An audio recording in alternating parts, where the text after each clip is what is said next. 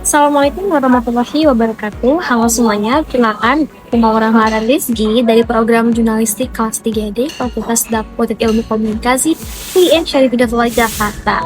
Kali ini aku bakal membahas salah satu pelajaran penting dalam kajian komunikasi massa, yaitu teori propaganda media yang dikembangkan sendiri oleh Noam Chomsky dan Edward Samuel Herman.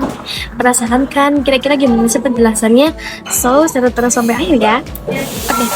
Teori propaganda media sendiri yang dikembangkan oleh Noam Chomsky dan Edward Samuel Herman melalui karya monumental mereka yang berjudul Manufacturing Concept: The Political Economy of the Mass Media yang terbit pada tahun 1988.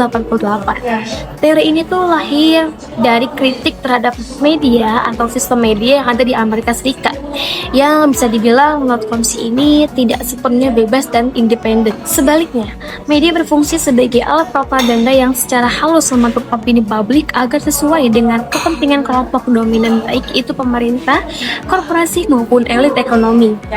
Chomsky juga menilai kalau misalkan media modern bukan cuma menyampaikan fakta, tetapi juga mengkonstruksi realitas sesuai dengan kepentingan dari pihak tertentu. Nah, inti dari teori ini bisa dibilang itu teori propaganda media itu adalah media massa yang bukan cuma sekedar menyalurkan informasi netral, tapi juga menjadi alat ideologis yang berfungsi untuk mempertahankan kekuasaan dan struktur sosial yang ada. Menurut Chomsky dan Herman sendiri, media membantu menciptakan persetujuan atau konsep dari publik terhadap kebijakan pemerintah dan kepentingan ekonomi lewat penyaringan informasi tertentu. Nah, dengan kata lain itu, media berperan penting sebagai membentuk opini publik agar dapat menerima kondisi sosial dan politik yang sebenarnya menguntungkan pihak-pihak yang berkuasa.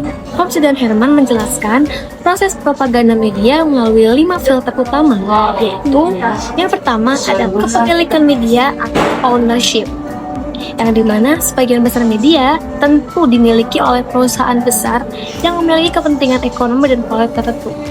Yang kedua ada pendanaan melalui iklan atau yang bisa disebut advertising, yang dimana media itu bergantung pada iklan sehingga cenderung menghindari berita yang dapat merugikan pengiklanan. Yang ketiga ada sumber informasi atau sourcing, yang dimana media lebih banyak mengutip informasi dari sumber resmi seperti pemerintah dan korporasi yang besar. Terus selanjutnya ada flag atau tekanan, dan dimana kritik atau serangan balik yang diberikan terhadap media yang memberitakan hal yang tidak sesuai dengan kepentingan elit. Lalu selanjutnya ada ideologi musuh bersama atau yang bisa disebut sebagai the common enemy. Media itu sering banget membangun citra yang disebut musuh bersama seperti komunisme, terorisme, bahkan kelompok tertentu untuk memperkuat dukungan terhadap sistem yang ada. Melalui 5 filter ini, Chomsky itu menggambarkan bagaimana media secara sistematis menayangkan informasi agar sesuai dengan kepentingan kekuasaan. Bahkan di era digital saat ini, teori propaganda media semakin relevan di media sosial. Media sosial dan algoritma platform kini juga berfungsi sebagai alat pembentuk opini publik. Nah, proses propaganda ini tidak lagi dilakukan hanya oleh media konvensional, tapi juga melalui penyebaran informasi di dunia maya yang bisa dibilang dikendalikan oleh sistem algoritmik. Misalnya, cara platform menampilkan konten tertentu di lini masa, pengguna dapat memperkuat pandangan tertentu dan menekan opini yang berlawanan. Nah, ini tuh bisa menunjukkan kalau misal propaganda kini tuh hadir dalam bentuk baru yang lebih halus dan juga lebih terstruktur. Salah satu penerapan teori ini dapat dilihat dari dalam studi kasus yang membahas bagaimana sih media di Indonesia ini membingkai isu keagamaan.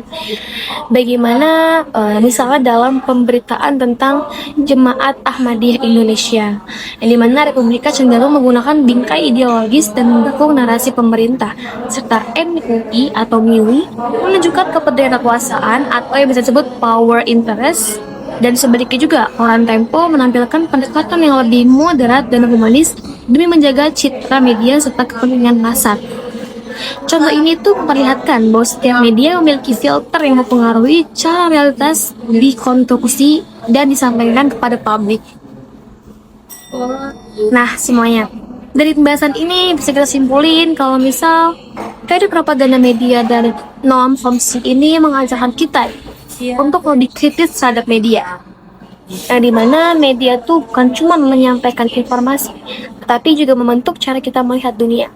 Oleh karena itu, sebagai calon jurnalis muda, penting bagi kita untuk memiliki literasi media yang kuat. Supaya apa? Supaya kita nggak mudah terpengaruh oleh kepentingan yang bisa terbilang itu sembunyi gitu, di balik pemberitaan. Jadi segitu aja yang bisa aku Maura atau Rata sampaikan. Kurang lebih mohon maaf. Semoga kita bisa sama belajar dengan adanya teori ini. Terima kasih. Wassalamualaikum warahmatullahi wabarakatuh.